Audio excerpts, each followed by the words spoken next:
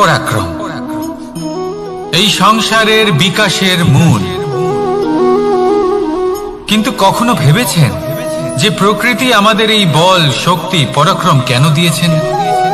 যাতে আমরা জীবনে কারোর উদ্ধার করতে পারি, কাউকে সাহায্য করতে পারি, কারোর জন্য ভালো কিছু করতে পারি, কোনো গরিব অসহায় মানুষের জন্য কিছু করতে পারি, এই বল, এই শক্তির সদ্ব্যবহার করতে পারি। কখনো দেখেছেন এমন মানুষ যার কাছে অসীম শক্তি আছে, কিন্তু তার সাথেই অসম্ভব অহংকারও রয়েছে, যিনি নিজেকে সর্বশ্রেষ্ঠ বলে মনে করেন, খারাপ কাজও করেন।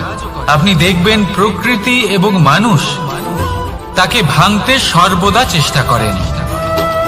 মনে রাখবেন, যতই সুবিশাল পর্বত হোক না কেন, তা যদি পথে পড়ে তাকে ভেঙে পথ প্রশস্ত করা হয়। যদি আপনার কাছে বল থাকে, শক্তি থাকে, পরাক্রম থাকে, তাহলে তার সদ্ব্যবহার করুন, কাউকে সাহায্য করুন, কাউকে রক্ষা করুন। যদি আপনি আপনার শক্তির দুর্ব্যবহার করেন, তাহলে মনে রাখবেন আপনি নিজের বিনাশ নিজেই আমন্ত্রণ করছেন। এবার বল অর্জন করার পরে, শক্তি অর্জন করার পরে আপনি নিজেকে বিনাশ করতে চান নাকি এই সংসারের উদ্ধার করতে চান? সিদ্ধান্ত আপনার। রাধা রাধা। মানুষ আর ধন, এই দুইয়ের মধ্যে সম্পর্ক খুব ঘনিষ্ঠ।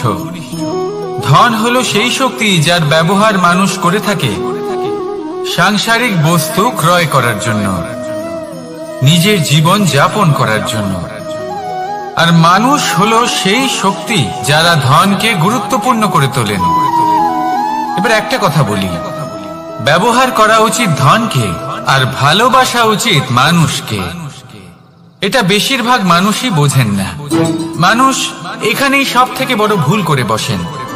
তারা ভালোবাসেন ধনকে আর ব্যবহার করেন মানুষকে। এ হলো অনুচিত। দেখুন, আপনি একটা সূচের দ্বারা যুদ্ধ করতে পারবেন না, আর কোনো তলোয়ার দ্বারা বস্ত্র সেলাই করতে পারবেন না, তাই না? কোনটা কিসের জন্য হয় সেটা বোঝা অত্যন্ত জরুরি। আপনিও সঠিক দিকে অগ্রসর হন। মানুষকে ভালোবাসুন আর ধনকে ব্যবহার করুন। যদি আপনি মানুষকে ব্যবহার করেন, তাহলে আপনি ভালোবেসে ফেলবেন ধনকে, আর এই ভালোবাসা ধীরে ধীরে পরিণত হবে লোভে, আর ধীরে ধীরে এটা আপনাকে বিনাশ করে দেবে। তাহলে সমস্ত মানুষকে ভালোবাসুন আর এইভাবে ভালোবেসে বলুন, রাধা রাধা। সাফল্য কে না চান? সাফল্য লাভ করার, শিখরে পৌঁছানোর আলাদাই একটা আনন্দ রয়েছে। আর আপনজনদেরও কে না চান? প্রত্যেক মানুষ চান যেন জীবনে তার কোনো আপনজন থাকে, যারা সব সময় তাদের সাথে থাকবে, কারণ আপনজনের সাথেই তো সাফল্যের আনন্দ সব থেকে বেশি পাওয়া যায়। কিন্তু আসলে কি হয়, অনেক সময় সাফল্যের খোঁজে সেই পথে চলতে চলতে আমরা আপনদের থেকে দূরে চলে যাই। না চাইতেও দূরে চলে যেতে হয়, ওনাদের সাথে সময় কাটাতে পারি না। আর আমরা ভুলে যাই যে সাফল্যের আসল আনন্দ আপনজনদের সাথেই পাওয়া যায়। সফল হওয়ার পরে আপনদের সাথে দেখা হলে তাদের চোখে আমাদের জন্য যে আবেগ থাকে, যে সম্মান, যে প্রেম থাকে, সেটাই হলো আসল পুরস্কার। আমরা সেই কথা ভুলে যাই এবং একা হয়ে পড়ি। বেশিরভাগ সময় এটাই হয়। বেশিরভাগ সময় সফল মানুষগুলি একা হয়ে যান। এবার আপনি কি চান? আপনি অসফল হয়ে দিনগুলি একাকিত্বে কাটাতে চান, নাকি সফল হয়ে আপনজনদের সাথে আনন্দে থাকতে চান? সেই সিদ্ধান্ত আপনার। সাফল্যের পেছনে ছুটুন, নিজেকে উজাড় করে দিন, কিন্তু আপনজনদের সঙ্গ ত্যাগ করবেন না।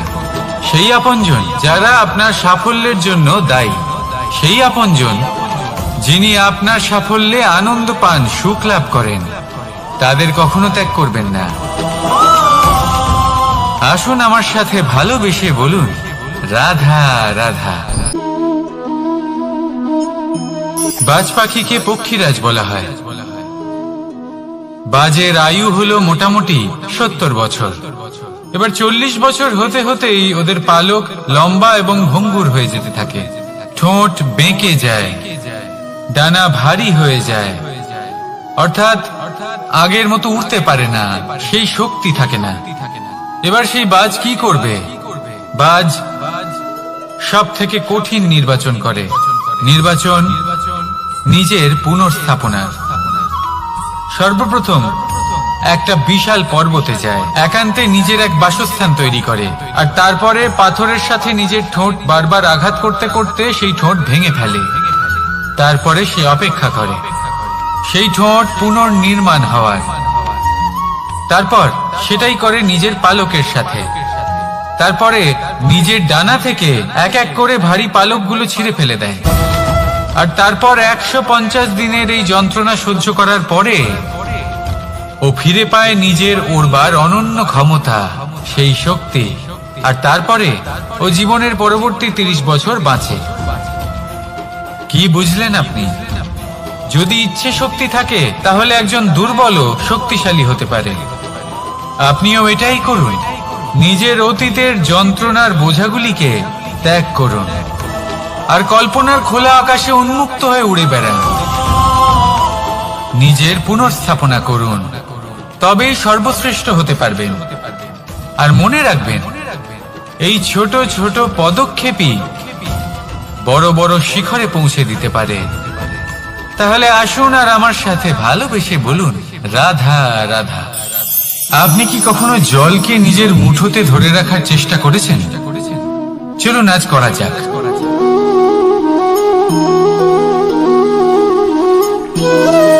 যদি আপনি নিজের মুঠো জোরে বন্ধ করেন, জল ধরে রাখতে পারবেন না। যদি আপনি তাকে এমনি বইতে দেন, তাহলে ও নিজের পথ নিজেই করে নেবে আর আপনার হাতেও থেকে যাবে। আমাদের জীবনও হলো কিছুটা এরকম, জলের মতো। নিজের পথ নিজেই করে নেয় এই জীবন। প্রত্যেক সমস্যার সমাধান নিজেই করে নেয় এই জীবন। তাই জীবনে যখন কোনো পরিস্থিতি আমাদের প্রতিকূল হয়ে থাকে, কিছুই হয়তো আমরা বুঝতে পারছি না, কিছুই যখন বসে থাকে না, তখন আমরা হতাশ হয়ে পড়ি, নিরাশ হয়ে পড়ি। আর এটাই করা উচিত নয়। শান্ত মনে দেখতে হবে যে এই জীবনে আসলে কি ঘটে চলেছে। কষ্ট সবাই ভোগ করেন। কষ্ট পেলে কেউ রেগে যান, রেগে গিয়ে পরাক্রম দেখান। এটাই তো করা উচিত নয়। শান্ত মনে সেটাই করতে হবে যা জীবন আমাদের শেখাতে চাইছে। জীবন আমাদের সব শিখিয়ে দেবে, শুধু মনে রাখবেন কখন প্রয়াস করতে হবে আর কখন আমাদের প্রতীক্ষা করতে হবে, সেটা আগে আপনাকে বুঝতে হবে। তাহলে আসুন আমার সাথে ভালোবেসে বলুন, রাধা রাধা। ভগবান আর ভক্ত যখন এক আকার হয়ে যায়, যখন ভক্ত তার ভগবানের প্রতি এবং নিজের জীবনের উদ্দেশ্যের প্রতি সম্পূর্ণরূপে সমর্পিত হয়, তখন জন্ম নেয় ভক্তি। এই সংসারের সমস্ত আশা হয়তো আপনার সঙ্গ ত্যাগ করে দিতে পারে, তখনও ভক্তি সাথে থাকবে। ভক্ত আর ভগবান যখন এক আকার হয়ে যায়, তাদের মধ্যে কোনো পার্থক্য থাকে না। তারা এক হয়ে যায়, এক ব্যক্তিত্ব, এক অস্তিত্ব। সেই জন্য কখনো জীবনে যে কোনো রূপেই, যে কোনো প্রকারেই, যে কোনো ঈশ্বরকে মান্য করুন। মনের মধ্যে শ্রদ্ধা ভাব জাগ্রত করুন, মনে ভক্তি ভাব জাগ্রত করুন। এই সমগ্র সংসারে সব কিছু আপনাকে ছেড়ে চলে গেলেও তখনও এই ভক্তি শুধুমাত্র আপনার উত্থান ঘটাবে। তাই মনে ভক্তি জাগ্রত করুন আর আমার সাথে ভালোবেসে বলুন, রাধা রাধা। শব্দই হলো শূন্য, শব্দই হলো আরম্ভ, শব্দই হলো অন্ত, শব্দই হলো অমর, শব্দই হলো ব্রহ্ম। এই শব্দ হলো অত্যন্ত বিশেষ। কেউ কাঁদলে তাকে হাসিয়ে তোলে, কেউ হাসলে তাকে কাঁদিয়ে দেয়।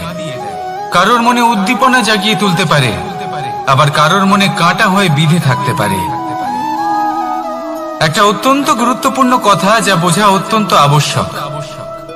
আপনার মন, আপনার হৃদয়ে যতই শুদ্ধ হোক না কেন, যতই পবিত্র হোক না কেন, আপনার দৃষ্টিভঙ্গি যতই স্পষ্ট হোক না কেন, যদি আপনার কথা পবিত্র না হয়, যদি আপনার শব্দ শুদ্ধ না হয়, তাহলে তা আপনাকে আপনার কর্মফল ভোগ করতে বাধ্য করবেই।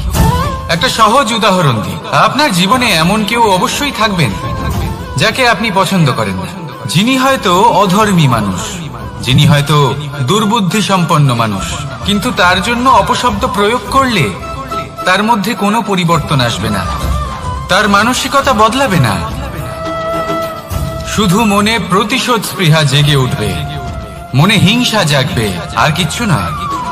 সেই জন্য নিজের শব্দকে নিয়ন্ত্রণ করুন, নিজের কথা সংযত করুন। শ্রেষ্ঠ থেকে শ্রেষ্ঠতর মানুষকেও সাবধানী হতে হয়, কারণ যদি এই শব্দের প্রয়োগ সঠিক না হয়, তাহলে আজীবন মানুষকে নির্বাক হয়ে থাকতে হতে পারে। তাহলে নিজের শব্দ নিয়ন্ত্রিত রাখুন, নিজের কথাকে শুভ করুন, এতে প্রেমবোধ জাগিয়ে তুলুন, আর সেই প্রেমবোধ নিয়েই বলুন রাধা রাধা। বরদান এবং অভিশাপ, এই দুই হলো একই মুদ্রার দুটি পিঠ। এই বরদান আমরা অনেক কারণে পেতে পারি, কখনো নিজের পরিশ্রমের কারণে, কখনো নিজের তপস্যার কারণে, কখনো আমাদের পূর্বপুরুষদের কর্ম ও তপস্যার কারণে। কিন্তু এই বরদান কতক্ষণ বরদান থাকবে তা আমরা নিশ্চিত করতে পারি না, তা সুনিশ্চিত করে শুধুমাত্র আমাদের কর্ম। যদি আপনাকে উদাহরণ দিই, আপনি রেশমের কীট দেখেছেন? ও বরদান পেয়েছে যে ও নিজের সুরক্ষার জন্য খোলস বানাতে পারে। এবারও তাতে এত মত্ত হয়ে যায় যে এমন এক আবরণ বানিয়ে ফেলে যাতে সে নিজেই আবদ্ধ হয়ে চাপা পড়ে মরে যায়। এটার তাৎপর্য কি? তাৎপর্য খুবই সরল। গর্ব করা খুবই ভালো, কিন্তু অহংকার করা কখনোই উচিত নয়। যদি অহংকার মনের মধ্যে প্রবেশ করে, তাহলে এই বরদান অভিশাপে পরিণত হতে সময় লাগে না। আর যদি কর্মশ্রেষ্ঠ হয়, তাহলে অভিশাপ বরদানে পরিণত হয়। তাহলে আসুন শ্রেষ্ঠ কর্ম করুন, আর আমার সাথে ভালোবেসে বলুন রাধা রাধা। সুখ, দুঃখ, মৃত্যু, মহামারী, এগুলো কখনো বলে আসে না, আবার জিজ্ঞাসা করেও আসে না। এমনই হয় দ্রুত ক্রীড়ার এই খেলায়। এক কারাগারের মতো, একটা মাকড়সার জালের মতো।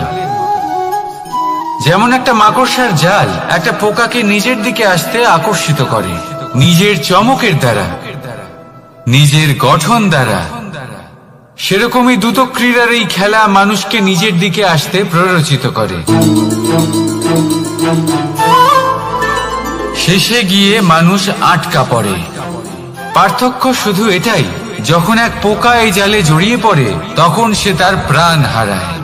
মানুষ যখন এই দ্রুত ক্রীড়ায় আকর্ষিত হয়, সে নিজের মান, নিজের ধন সবকিছু হারায়, নিজের বিবেক হারিয়ে ফেলে। কিন্তু আপনি আপনার বিবেক কখনোই হারাবেন না। যদি আপনার মনে লোভ চলে আসে, আপনি লোভী হয়ে ওঠেন। যদি আপনি দ্রুত ক্রীড়ার এই খেলায় আটকা পড়েন, তাহলে মনে রাখবেন এই খেলা থেকে ফিরে আসা প্রায় অসম্ভবই বলা যায়। নিজের বিবেক কখনো হারাতে দেবেন না, কারণ বিনাশ আসার প্রথম লক্ষণ হলো বিবেকের বোধ চলে যাওয়া। এই প্ররোচনায় কখনো পা দেবেন না। আর আমার সাথে ভালোবেসে বলুন রাধা রাধা। বিজয়, বিজয় লাভের জন্য মানুষ কি না করে থাকে, যে কোনো সম্ভাব্য প্রচেষ্টা করে। কিন্তু নিজের বিজয় লাভের জন্য বাজিতে যা ইচ্ছে তাই রেখে দেওয়া কি উচিত কাজ? কখনোই নয়। নিজের হারানো সম্মান, নিজের হারানো সম্পত্তি, নিজের হারানো অধিকার ফিরে পাওয়ার শুধু একটাই পথ রয়েছে, আর তা হলো পুরুষার্থ, দ্রুত ক্রিয়া নয়। যে মানুষ নিজেই হেরে গেছে, নিজেই নিজের জয়লাভ করার জন্য অন্য কাউকে কিভাবে বাজিতে রাখতে পারে? এ হলো সম্পূর্ণরূপে অনুচিত। অনেক সময় অনেক ধন লাভ করার জন্য, অনেক সম্পত্তি লাভ করার জন্য আমরা নিজের আসল ধন, আমাদের আপনজন, তাদেরকে হারিয়ে ফেলতেও প্রস্তুত হয়ে যাই। এটা একেবারেই উচিত নয়। যত বড়ই সংকট আসুক না কেন, আমাদের আপনজনদের আমাদের সাথেই রাখা উচিত। নিজের বিজয়ের জন্য ওনাদের বাজি রাখা ঠিক নয়। এই ভুল কেউ একজন করেছেন, আপনি তা ভুলেও করবেন না। রাধা রাধা। নারী জন্মসূত্রে কারোর কন্যা, ধর্মসূত্রে কারোর পত্নী, আর কর্মসূত্রে কারোর মা। আমাদের মনে এই ছবি আঁকা রয়েছে একজন নারীকে নিয়ে, তাই না? একটা অতুলনীয় ভূমিকা রয়েছে নারীদের আমাদের জীবনে, আর নারী ছাড়া আমরা কিছুই নই। কিন্তু অধিকার, সেখানে আমরা একটা ভুল করে বসি। যখন নারী একজন কন্যা থাকে, যখন সে জন্ম নেয়, তখন তার ওপর অধিকার থাকে তার পিতার। আর তারপর যখন বিয়ে হয়ে যায়, তখন তার অস্তিত্বের উপর অধিকার থাকে তার স্বামী। আর যখন তিনি মা হন, তখন নিজেই তিনি জীবনের সমস্ত অধিকার দিয়ে দেন তার সন্তানকে। কিন্তু আমরা কি কখনো এটা ভেবেছি এই জীবন হলো তার নিজের? যে নারী সবার কল্যাণ করছেন, তার জীবনের অধিকারও তার কাছেই থাকা উচিত, তাই না? তার নিজের জীবনের সিদ্ধান্ত সে নিজেই নিতে পারেন, নিজেই নিজের ভাগ্যের রচয়িতা হতে পারেন। আর এর জন্য আমাদের নিজেদের পাল্টাতে হবে, দৃষ্টিভঙ্গি পাল্টাতে হবে। কারণ এই ধারণা সেটা আজ বা কালকের ব্যাপার নয়, এটা ঘটে চলেছে বহু বছর ধরে আর চলতেই থাকবে যদি আমরা এটা না বদলাই। আর এটা তখনই সম্ভব হবে যখন আমরা নিজেদের মধ্যে পরিবর্তন আনব। তাই আজকের পর থেকে, এই মুহূর্ত থেকে, কোনো নারীর ওপর অকারণ অধিকার স্থাপনের আগে সহস্রবার ভেবে দেখবেন। কারণ যখন নারী নিজের অধিকার কেড়ে নিতে বাধ্য হবেন, তখন শুধু এবং শুধুমাত্র বিনাশই ঘটবে। রাধা রাধা।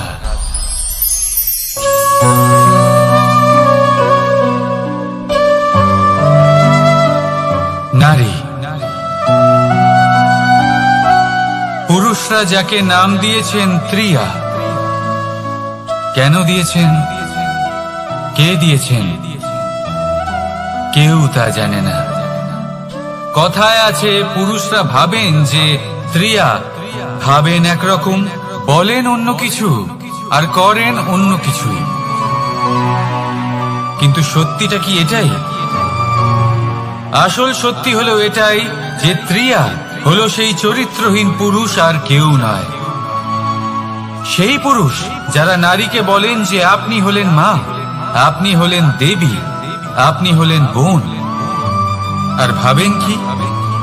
ভাবেন যে এই নারী হলো আমাদের পায়ের ধুলো আর কিচ্ছু নয়। আর কি করেন?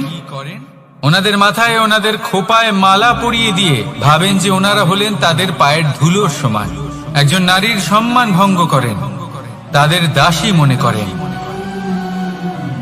ভুলবেন না, যত্র নারীয়াস্ত পূজ্যন্তে রমন্তে তত্র দেবতা। অর্থাৎ যেখানে নারীকে পুজো করা হয়, সেখানে ঈশ্বর বাস করেন। আর যেখানে নারীকে অপমান করা হয়, সেখানে ঈশ্বর এবং ভাগ্য এই দুই রুষ্ট হয়। মনে রাখবেন, যদি নারী কল্যাণকারী হতে পারেন, তাহলে নারী মহাচণ্ডী রূপও ধারণ করতে পারেন। যদি একজন নারী মাতা হয়ে জন্মদান করতে পারেন, তাহলে নারী মৃত্যু হয়ে বিনাশও করতে পারেন। যেখানে নারী অপমানিত হবেন, সেখানে মহান ভারতও মহাভারতের পথে অগ্রসর হতে পারে। তাই মনে রাখবেন, নারীর অপমান যেন কখনোই না ঘটে। আর যদি কোথাও নারীর অপমান হয়, তার অর্থ হলো আপনার বিনাশ আপনার দিকেই আসছে। আর এটা হলো তার প্রথম পদক্ষেপের প্রথম পদধ্বনি। রাধা রাধা। যদি সন্তান কোনো দুষ্কর্ম করে, তাহলে সেই অপরাধ শুধু কি সেই সন্তানের? না, যদি সন্তান দুষ্কর্ম করে তাহলে অপরাধী তার মাতা পিতাও, যারা পুত্র মোহর কারণে সেই অনুচিত কাজে তাকে বাধা দেননি। অপরাধী হলেন তার পিতামহ, যিনি নিজের কর্তব্যবোধের কারণে নিজের পরিবারের যত্ন নেননি, যিনি সন্তানকে কখনো শাস্তি দেননি।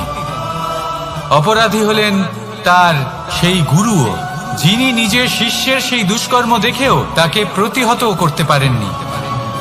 একজন হবু রাজার কর্তব্য হলো নিজের প্রজার কাছে সে যেন এক উদাহরণ প্রস্তুত করতে পারে, কিন্তু যদি এত অনুচিত উদাহরণ প্রস্তুত হয়ে থাকে তাহলে মা বাবার, বাড়ির বয়োজ্যেষ্ঠদের কর্তব্য হলো ওনারা যেন সেটা সেখানেই থামান, হয় ভালোবেসে নয়তো শাস্তি দিয়ে। যদি না থামানো হয় তাহলে মহাভারত অবশ্যম্ভাবী। অনেক ব্যক্তির মনে একটা প্রশ্ন জাগে আমাকে আর রাধাকে নিয়ে। বলেন যে না আমি আর রাধা একসাথে থাকি, না আমাদের বিয়ে হয়েছে, আমি এখানে দ্বারকাতে ও ওখানে বর্ষণাতে, তাও এত ভালোবাসা কি করে? এ কেমন সম্পর্ক? আমি তাদের একটা সহজ কথা বলতে চাই। আপনি কখনো আয়নার দিকে দেখেছেন? নিজের দুই চোখের দিকে তাকিয়ে জিজ্ঞাসা করুন, এই দুই চোখ একসাথে কেন বন্ধ হয়, একসাথে কেন খোলে, একসাথে কেন ঘুমোয়, একসাথে কেন কাঁদে? আজীবন কোনো এক মানুষের সাথে সম্পর্ক রাখা অবশ্যই সম্ভব, তাদের সাথে দেখা না করে।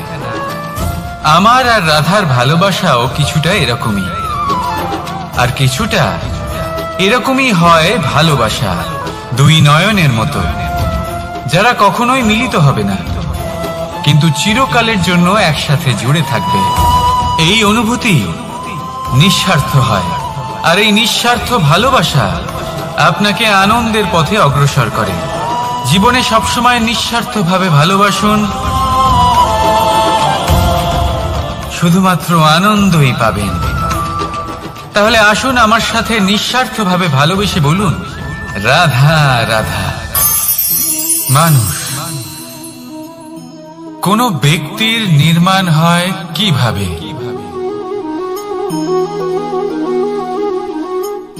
কেউ বলবেন পঞ্চতত্ত্বের দ্বারা, কেউ বলবেন আত্মা, দেহ ও চেতনার দ্বারা, কেউ বলবেন ঈশ্বরের কৃপার দ্বারা, তো কেউ বলবেন এই প্রকৃতির পরীক্ষার দ্বারা। না, মানুষের নির্মাণ হয়ে থাকে বিশ্বাস দ্বারা। ব্যক্তি তখনই গড়ে ওঠেন যখন ব্যক্তিত্ব থাকে, ঠিক কিনা? আর ব্যক্তিত্ব তখনই হবে আর সেরকমই হবে যেরকম বিশ্বাস আপনি নিজের উপরে রাখবেন। যদি আপনি মনে করেন আপনি বিষের ন্যায় হবেন, তাহলে আপনি বিষাক্তই হবেন। যদি আপনি এটা মনে করেন যে আপনি অমৃতের ন্যায় হবেন, তাহলে আপনি অমরই হয়ে যাবেন। যদি আপনি নিজের উপরে বিশ্বাস রাখেন যে আপনি সংসারের সব থেকে উঁচু পর্বতের শিখরে পৌঁছতে পারবেন, তাহলে আপনি অবশ্যই পৌঁছবেন। যদি আপনার এরকম মনে হয় যে আপনি এরকম কখনো করতে পারবেন না, তাহলে এরকম কখনোই হবে না। ভেবে দেখবেন, বিশ্বাসের মধ্যেই বিশ্ব বাস করে থাকে, তো আপনার অস্তিত্ব কেন করবে না? যেমন বিশ্বাস আপনি নিজের উপরে রাখবেন, তেমনই আপনি হয়ে উঠবেন। সেই জন্য নিজের উপরে বিশ্বাস রাখুন, আর হ্যাঁ, ভালোবেসে বলুন, রাধা রাধা। শত্রুতা, একজন মানুষ অন্য মানুষের সাথে শত্রুতা করে বসেন। দুজন ঘনিষ্ঠ বন্ধু, এমনও এক সময় আসতে পারে যখন এনারা একে অপরের শত্রু হয়ে ওঠেন। এর অনেকগুলো কারণ হতে পারে, কিন্তু মূল কারণ হলো আলোচনা। আগে হ্যাঁ, আপনি যদি কারোর বিষয়ে আলোচনা করেন তাহলে সে আপনার শত্রু হয়ে যেতে পারে। এবার মনে একটা প্রশ্ন আসতে পারে যে এটা কিভাবে সম্ভব হতে পারে? আলোচনা এটা তো অত্যন্ত জরুরি। যদি আমি নিজের বন্ধুর খারাপ কাজের বিষয়ে আলোচনাই না করি তাহলে সে শুধরবে কি করে? এ কথা সত্যি যে আলোচনা আবশ্যক, কিন্তু তার থেকেও বেশি গুরুত্বপূর্ণ এবং আবশ্যক হলো আপনার এই সিদ্ধান্ত এটাই যে আপনার এই আলোচনা কোন স্থানে করবেন। যদি এটা সবার সামনে করবেন ভাবেন তাহলে তা অপমানও হয়ে যেতে পারে। যদি এটা আলাদাভাবে করেন তাহলে তা পরামর্শ হয়ে যায়। অপমান কেউ স্বীকার করতে পারেন না, কিন্তু পরামর্শ সকলের ভালো লাগে।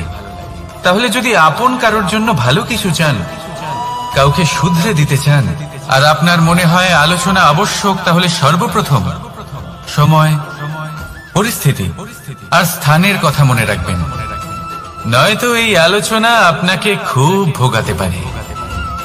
তাহলে আসুন আমার সাথে ভালোবেসে বলুন, রাধা রাধা। আপনার জীবনেও কি সমস্যা রয়েছে? অবশ্যই থাকবে। প্রত্যেকের জীবনেই সমস্যা থাকে। প্রত্যেক মানুষ জিজ্ঞাসাও করেন যে এই সমস্যা আসলে কি আর কেন আসে জীবনে। আপনাকে একটা কথা বলে দিই যে সমস্যা আসলে সেটা নয় যা আপনার পথে বাধা সৃষ্টি করে, বরং সমস্যা হলো সেটাই যেটা আপনি তখন দেখতে পান যখন আপনার একাগ্রতা আপনার পথ থেকে, আপনার লক্ষ্য থেকে সরে যেতে থাকে। আর এই সমস্যাগুলি দূর করার জন্য, এর সমাধান করার জন্য একটাই পথ আছে, নিজের সমস্ত ভাবনা আরো একবার একাগ্র করুন নিজের পথের দিকে, নিজের লক্ষ্যের দিকে। আপনার সমস্ত ভাবনা যদি কেন্দ্রীভূত হয় নিজের লক্ষ্যে, তাহলে এই সমস্যা দূরে থাকবে। যদি এরকম না হয়, যদি আপনার মন একটু অন্যদিকে চলে যায়, তাহলে এই সমস্ত সমস্যা আবার সামনে চলে আসে আর বাড়তেও থাকে। দেখুন, যেখানে আপনার লক্ষ্য রয়েছে, বাণ যদি সেখানেই চালাতে হয়, তাহলে দৃষ্টি তো সেদিকেই রাখতে হবে। তবেই তো আপনি সেই লক্ষ্য ভেদ করতে পারবেন। সেই জন্য মনে রাখবেন, সর্বদা লক্ষ্য রাখবেন নিজের পথে, সেই পথেই সামনে এগোতে থাকুন নিজের লক্ষ্যের দিকে। আপনি যত সামনে এগোতে থাকবেন এই সমস্যা তত পিছিয়ে যাবে। তাহলে আসুন আমার সাথে ভালোবেসে বলুন, রাধা রাধা। এই পাখিরা সত্যি খুব সুন্দর, আমার খুব ভালো লাগে। আপনি নিশ্চয়ই শুনে থাকবেন যে কিছু পাখির কাছে ডানা অবশ্যই থাকে, কিন্তু উড়তে পারে না। তারা চায় উঁচু আকাশে উড়ে বেড়াতে এবং মেঘেদের সাথে কথা বলতে, করতেই পারে না। এবার এই সংসারেও পাওয়া যায় ঘুড়িও। এদের মধ্যে না জীবন আছে, না প্রাণ আছে, আর না আছে ডানা, কিন্তু এরা আকাশের সাথে কথা বলে, হাওয়ার বেগের সাথে কথা বলে, আনন্দ করে, উৎফুল্ল হয়ে ওঠে। আকাশে জীবনের কিছু মুহূর্ত কাটায়। তার কারণ কি হতে পারে? কারণ হলো সুতো। এই সুতো যদি সঠিক হাতে থাকে, তাহলে এই কাগজের তৈরি ঘুড়িও আকাশের উচ্চতায় উড়ে বেড়াতে পারে। এবার এই সুতো আসলে কি? এই সুতো হলো আসলে ভালোবাসা। এই সুতো হলো আসলে বিশ্বাসের। আর এটা আপনি দিয়ে থাকেন তাদের হাতে যাদের আপনি বিশ্বাস করেন, যাদের আপনি নিজের সর্বস্ব দিয়ে দেন। ভেবে দেখুন, এই ভালোবাসা আর বিশ্বাসের সুতো আপনি যদি সঠিক মানুষের হাতে দিয়ে দেন, তাহলে আপনি অনেক উচ্চতায় উঠতে পারবেন, আকাশের উচ্চতায় উড়ে বেড়াতে পারবেন, মেঘের সাথে কথা বলতে পারবেন, পাখিদের মতো উঠতে পারবেন, যা ইচ্ছে তাই করতে পারবেন। শুধু এই মানুষ সঠিক হতে হবে, এমন একজন মানুষ যার মনে আপনার জন্য ভালোবাসা রয়েছে, এমন এক মানুষ যার মনে কোনো স্বার্থ নেই, যিনি পরোপকারী, এমন একজন ব্যক্তি যিনি আপনার অস্তিত্বকে বাইরে নিয়ে আসতে পারবেন, তাকে উজ্জ্বল করে তুলবেন। তাহলে ভালোবাসুন, আনন্দ করতে থাকুন, আর এই আনন্দ সহকারে বলুন রাধা রাধা। আমরা সকলে এমন ব্যক্তির সাথে থাকতে চাই যারা খুব মিষ্টি কথা বলেন, যাদের ব্যবহার আমাদের ভালো লাগে, যারা দেখতে সুন্দর হন, যাদের আমরা পছন্দ করি। আর সব সময় এমন ব্যক্তির থেকে দূরে থাকতে চেষ্টা করি যাদেরকে আমরা পছন্দ করি না, যাদের কথা আমাদের খারাপ লাগে, যাদের কথা একটু কঠোর হয়। আমরা সব সময় চেষ্টা করি এদের থেকে দূরে থাকার, ঠিক কিনা?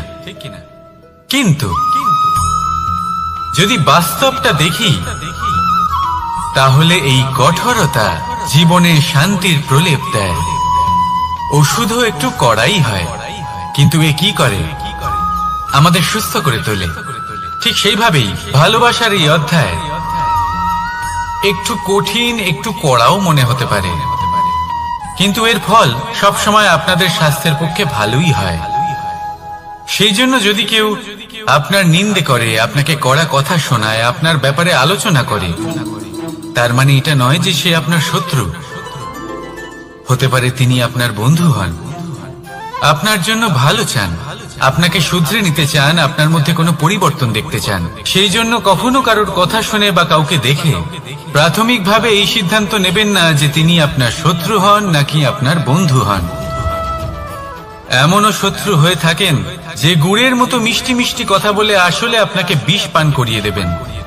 আর এমনও বন্ধু থাকেন যারা আসলে নিমের মতো কড়া কথা বলেন, কিন্তু আপনাকে অমৃত পান করান। এদের মধ্যে পার্থক্য করতে জানতে হবে, কে আসলে শত্রু হন আবার কে আসলে মিত্র হন। এই পার্থক্য যখন আপনি করতে শিখবেন, তখন আপনি এই সংসারের সব থেকে সুখী প্রাণী হয়ে উঠবেন। এই পার্থক্য বোঝা সহজ নয়, কিন্তু অবশ্যই আবশ্যক। রাধা রাধা। অসুখ। এমন কোন মানুষ আছেন এই সংসারে যার অসুখ করে না? প্রত্যেক মানুষ কখনো না কখনো অবশ্যই অসুস্থ হয়েছে, তার এই শরীর রোগের শিকার অবশ্যই হয়েছে। এবারে দেখুন, এই রোগ আসে, আবার এই রোগ চলেও যায়, কিন্তু সেই রোগ আমাদের কষ্ট দিতে কেন সক্ষম হয়? কারণ হলো স্বচ্ছতা। যদি এই স্বচ্ছতা শরীরে না থাকে, তাহলে মানুষকে শারীরিক কষ্ট পেতেই হবে। ঠিক সেইভাবেই অত্যন্ত প্রয়োজনীয় হলো এই স্বচ্ছতা যেন মনেও থাকে। যদি এই স্বচ্ছতা মনে না থাকে, তাহলে মানুষ চারিত্রিকভাবে কষ্ট সহ্য করেন। এবারে নিবারণ কি হতে পারে? বড়ই সহজ এর উপশম। যদি রোগ শরীরে হয়, তাহলে সর্বপ্রথম স্বচ্ছতা বজায় রাখতে শিখুন, এই শরীরকে পরিষ্কার রাখতে শিখুন। বিচক্ষণতার সাথে এই রোগের সম্মুখীন হন, ভয় পাবার কোনো দরকার নেই। ব্যায়াম করতে থাকুন, সব ঠিক হয়ে যাবে। সেইভাবেই যদি এই অসুখ মনে হয়, তাহলে কি করা যায়? সর্বপ্রথম তার আধারের উপরে নজর দিন। আপনার এই আধারই হলো আপনার আহার। যা আপনি আহার করবেন, সেরকমই মানুষ হয়ে উঠবেন। সেইভাবেই আপনি যেরকম ভাবেন, সেরকমই মানুষ হয়ে উঠবেন। সেই জন্য নিজের ভাবনাকে শুভ করুন, নিজের দৃষ্টিভঙ্গিকে শুভ করে তুলুন, সবকিছু সঠিক হবে। আপনার আমার সবার মধ্যেই এক রাক্ষস বাস করে, তার সম্মুখীন হন, তাকে পরাস্ত করুন। তাহলে এই রোগ সে শরীরেই হোক বা মনের মধ্যে, যদি সঠিক সময় তাকে আটকানো না যায়, তাহলে যে কোনো সময় তা মহামারীর রূপ ধারণ করবে। সেই জন্য সাবধানে থাকুন, সুস্থ থাকুন। তাহলে আসুন, আমার সাথে ভালোবেসে বলুন রাধা রাধা।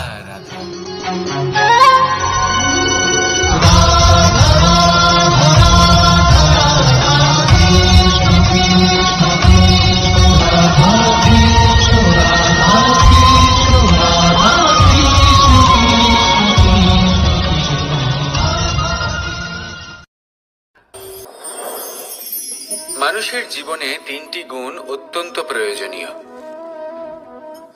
শ্রদ্ধা, বিনম্রতা, যোগ্যতা। যদি জ্ঞান লাভ করতে চান, তাহলে শ্রদ্ধার প্রয়োজন। যদি মান লাভ করতে চান তাহলে স্বভাবে বিনম্র হওয়া প্রয়োজন, আর যদি মনোবাঞ্ছিত স্থান লাভ করতে চান তাহলে যোগ্যতার প্রয়োজন। বিষয়টা সহজ। শ্রদ্ধা আপনাকে জ্ঞান দেবে, নম্রতা আপনাকে মান, আর যোগ্যতা উচিত স্থান দেবে। কিন্তু যদি আপনি এই তিনটি গুণ সম্মিলিত করেন তাহলে এমন কিছু লাভ করবেন যা এই সব কিছুর থেকে অনেক ঊর্ধ্বে। সম্মান। আর এ হলো সেই সম্মান যা প্রত্যেক মানুষের নিজের জীবনে লাভ করতে চেষ্টা করা উচিত, কারণ এই হলো সেই সম্মান যার কারণে আপনি চলে যাওয়ার পরেও এই সংসার আপনাকে ভালোবাসবে আর মনে রাখবে। আসুন আমার সাথে ভালোবেসে বলুন, রাধা রাধা। জীবনে গতি অত্যন্ত গুরুত্বপূর্ণ, মতিও হলো গুরুত্বপূর্ণ, এবং তার থেকেও বেশি গুরুত্বপূর্ণ হলো সঙ্গতি। একটা জলের ফোঁটা, তার মধ্যে গতি থাকে, প্রকৃতির মধ্যে তা লাভ করার ইচ্ছে নিহিত থাকে, কিন্তু এই যে সঙ্গতি তা নির্ধারিত করে যে এই জলের ফোঁটা ঝিনুকের মুখে পড়ে মুক্ততে পরিণত হবে নাকি বিষাক্ত সাপের মুখে পড়ে বিষে পরিণত হবে। এবার দেখুন, এই জঞ্জাল স্বর্ণকারের দোকানের সামনেও থাকে এবং জঞ্জাল একজন ব্যবসাদারের দোকানেও থাকে, কিন্তু জঞ্জাল যা স্বর্ণকারের দোকানে থাকে তা ব্যবসাদারের দোকানের জঞ্জালের থেকে অনেক বেশি মূল্যবান, কারণ তার মধ্যে সোনার কণার সঙ্গতি থাকে। সেই জন্য জীবনে সঙ্গতির উপর বিশেষ গুরুত্ব দেবেন। যেমন সঙ্গতি তেমনই আপনি হবেন। আসুন আমার সাথে ভালোবেসে বলুন, রাধা রাধা। প্রত্যেক প্রাণী ভালোভাবে জীবন যাপন করতে চান, এটা তাদের স্বভাবে আছে এবং ভাবাটা অনুচিত নয়। কিন্তু একটা ভালো জীবনের গুরুত্বপূর্ণ অংশ কোনটা? বসবাসের স্থান, সেই স্থান যেখানে আমরা জীবন অতিবাহিত করি। এবার মানুষ ভাবতে পারেন যে একটা ভালো বাসস্থানের অর্থ কি? সেই স্থান যেখানে সহজে জল পাওয়া যায়, যেখানে শুদ্ধ বায়ু পাওয়া যায়, যেখানে আনাজ উৎপন্ন হয়। এটা জীবনযাপনের জন্য পর্যাপ্ত বটে, কিন্তু ভালো জীবন যাপনের জন্য আরো একটা কথা আপনাকে বুঝতে হবে। সাধু, জ্ঞানী, পণ্ডিত ব্যক্তি, এই সকল মহাপুরুষ, এনাদের যে বাসস্থান তা অত্যন্ত বিশেষ হয়। এখানে এক ধরনের বিশেষ ইতিবাচক শক্তি থাকে, এমন একটা স্থান যেখানে দেবতারাও বিচরণ করেন। জীবন আমরা সবাই যাপন করি, কিন্তু জীবনের উদ্দেশ্য শুধুমাত্র জীবন যাপন করা নয়। জীবনের উদ্দেশ্য হলো মুক্তি লাভ করা। আর এই সকল সাধু, জ্ঞানী, পণ্ডিত ব্যক্তি, এই সকল মহাপুরুষ আপনাকে মুক্তির পথে নিয়ে যেতে পারেন, কারণ এরা হলেন সেই মহাপুরুষ যারা নিজেদের অন্তরের বিকার, অহংকার, ক্রোধ, বিদ্বেষ এই সকল দোষগুলিকে ত্যাগ করেছেন, এদের ওপর বিজয় লাভ করেছেন। এমনই একজন ব্যক্তি আপনাকে মুক্তির পথে নিয়ে যেতে পারে। প্রয়োজন হলো শুধুই এনাদের চিনতে পারা, এদের কথা বুঝতে পারা এবং এদের দেখানো পথে চলা। যদি আপনি এটা করতে পারেন তাহলে এই মন প্রফুল্ল হয়ে বলবে, রাধা রাধা।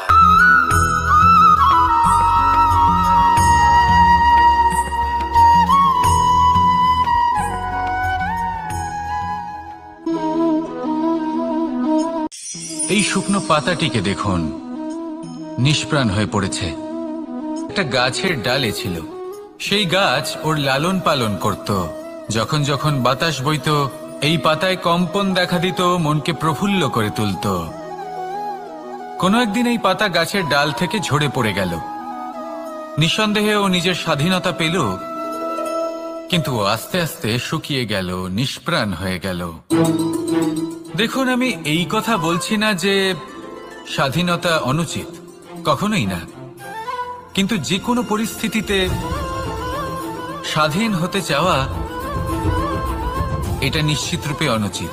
আমরা যদি আমাদের জীবনে পরিবারের গুরুত্ব ভেবে দেখি, তাহলে এই পরিবারে যতই মতভেদ থাকুক না কেন, যতই মনোমালিন্য থাকুক না কেন, যতই বিবাদ থাকুক না কেন, এই সব মিটিয়ে নেওয়া অত্যন্ত প্রয়োজনীয়। সেই সবকিছু সমাপ্ত করা অত্যন্ত প্রয়োজনীয়।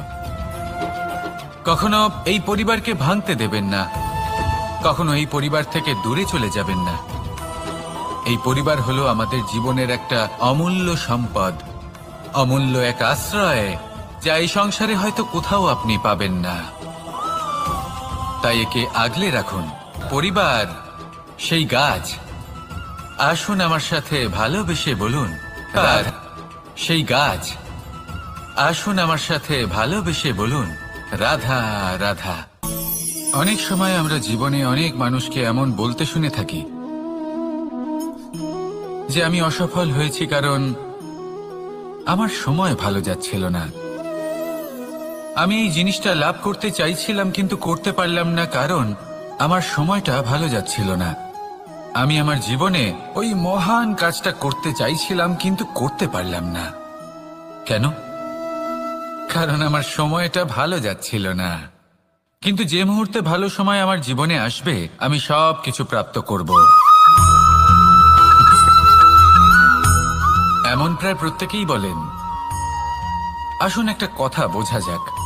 একজন মালিকে দেখুন, সে প্রত্যেক দিন গাছের সেবা করে, তাকে জল দেয়, তার যত্ন আত্তি করে। কেন? প্রত্যেক দিন সেই গাছ ফল দেয় না। সঠিক সময় এলে তবেই সেই গাছ ফল দেয়, কিন্তু প্রত্যেক দিন মালি তার সেবা করে, তাকে যত্ন করে। শুধুমাত্র তখন করে না যখন সেই গাছ ফল দিতে সক্ষম। আর যদি মালি গাছের যত্ন প্রতিদিন না করে, তাহলে হয়তো সেই গাছ ফল দিতেই পারবে না। এটাই হলো আমাদের জন্য একটা শিক্ষা। যখন সময় আমাদের জন্য অপেক্ষা করে না, তখন আপনি সময়ের জন্য কেন অপেক্ষা করছেন? ভালো সময়ের জন্য অপেক্ষা করবেন না। ভালো এবং শুভ কর্ম দ্বারা ভালো সময়কে নিজের কাছে টেনে আনুন। নিরন্তর কর্ম করুন, পরিশ্রম করতে থাকুন। শুভ সময় আপনা থেকেই আপনার কাছে আসবে। আসুন আমার সাথে ভালোবেসে বলুন, রাধা রাধা। একে বালি বলুন, মাটি বলুন বা ধুলো বলুন, এ দিয়ে কত কিছু করা সম্ভব। এ দিয়ে আপনি নিজের বাসস্থান নির্মাণ করতে পারেন, প্রাচীর গড়ে তুলতে পারেন, অট্টালিকা নির্মাণ করতে পারেন। কিন্তু যদি এই বালিকে আপনি মুষ্টিবদ্ধ করে রাখতে চান, তাহলে তা হাত থেকে ফসকে যাবে। আপনি কখনোই একে মুষ্টিবদ্ধ করতে পারবেন না। এরকমই হয় আমাদের জীবন, আর এরকমই হয় সময়। এই মুষ্টিবদ্ধ করা বালির মতো। সময়কে আমরা বাধা দিতে পারবো না, আটকেও রাখতে পারবো না। এ হলো প্রবাহমান। জন্ম থেকে মৃত্যু পর্যন্ত এই যে সময়, তা খুবই সীমিত। আর এই সময় আমরা যেটাই করি তার দ্বারাই আমাদের মূল্য নির্ধারিত হয়। আর এই সংসার থেকে চলে যাওয়ার পরেও এই সংসার এই সব কর্মের জন্যই আমাদের মনে রাখে। তাই যদি আপনি এটা ভাবেন যে আজ যে কর্ম করার ছিল আমি না হয় কাল করে নেব, কাল আমার লক্ষ্যে পৌঁছানোর কথা ছিল আমি পরশু পৌঁছবো, না, এই সময় খুব মূল্যবান, একে নষ্ট করবেন না। এই সময়কে সদ্ব্যবহার করুন, মহান হবার পথে অগ্রসর হন। একে যদি মুষ্টিবদ্ধ করে রাখার চেষ্টা করেন, এই সময় থেমে থাকবে না। আসুন আমার সাথে ভালোবেসে বলুন, রাধা রাধা। আমাদের জীবনে অনেক ধরনের ব্যক্তি এসে থাকেন। কেউ কেউ আমাদের সাথে থেকে যান, কেউ আমাদের থেকে দূরে চলে যান। কেউ ভালো মানুষ হন, কেউ খারাপ মানুষ। কিন্তু আমরা সবসময় সেই সময়টাকে নিয়ে দুঃখ প্রকাশ করি যখন আমাদের জীবনে কোনো খারাপ ব্যক্তি প্রবেশ করেন। তারা আমাদের খারাপ অনুভূতি দেন, দুঃখ দেন, কষ্ট দেন। আমরা সবাই তাকে ভালো মন্দ কথা বলি। কিন্তু কেন? এমন বিভিন্ন ধরনের মানুষ, খারাপ মানুষ, ভালো মানুষ, সবার জীবনেই আসেন এবং সকলকেই একটা অমূল্য শিক্ষা দান করে যান। এবার আপনি নিজেই ভেবে দেখুন, জীবনে যখন প্রথমবার আপনি আগুন স্পর্শ করেছিলেন, তখন আপনি একটা শিক্ষা লাভ করেছিলেন যে আমাকে আগুনের থেকে একটু দূরে থাকতে হবে। তারপর আস্তে আস্তে আপনি শিখলেন যে কিভাবে এই আগুনকে নিয়ন্ত্রণে রাখতে হবে। তারপর আপনি শিখলেন যে কিভাবে নিজের জীবনে তাকে প্রয়োগ করতে হবে, তা সে অন্ধকারে প্রকাশ লাভ করার জন্য হোক বা খাবার বানানোর জন্য। সেইভাবেই কোনো খারাপ ব্যক্তি যখন আপনার জীবনে আসে কোনো শিক্ষা দিয়ে যান, তার প্রতি কৃতজ্ঞ থাকুন। তার বিষয় খারাপ ভাবার বা খারাপ অনুভূতি নিয়ে থাকার কোনো প্রয়োজন নেই। সেই শিক্ষা লাভ করুন।